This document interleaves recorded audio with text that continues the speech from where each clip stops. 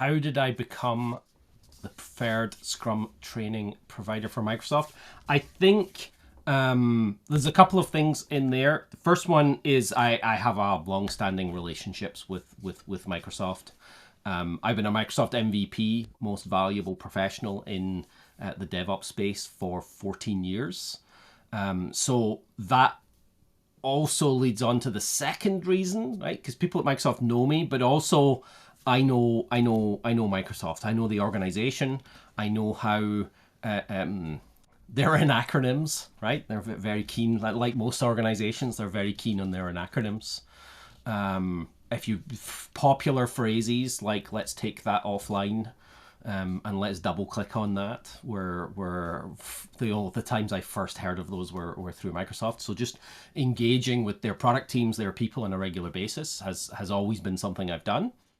And I'm seen as an expert in both spaces, right? It's actually quite unusual, I feel, to have somebody who's both an expert in DevOps and an expert in Scrum and the Agile space. And that combination means that an awful lot of my customers are Microsoft's customers, right? Because they're using Azure DevOps, they're using Microsoft tools, and they hear about me through that, and then we start talking about Agile and we have those conversations.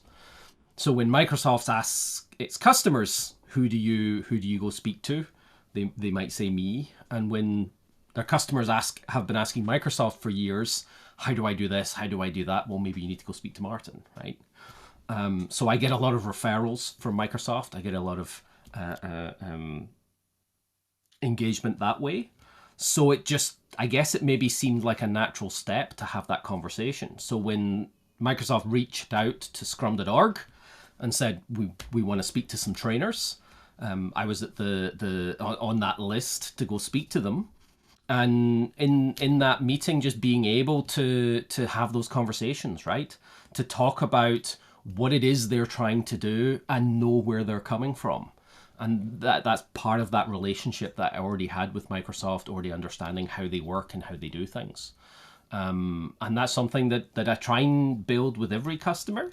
Sometimes it's difficult because you don't work with everybody for very long, right? So building relationships is sometimes difficult when all they want is a single training class. But I have other customers that I work with constantly and they keep coming back. I've been working with the Department of Work and Pensions in the UK for 7, 8 years, 9 years maybe.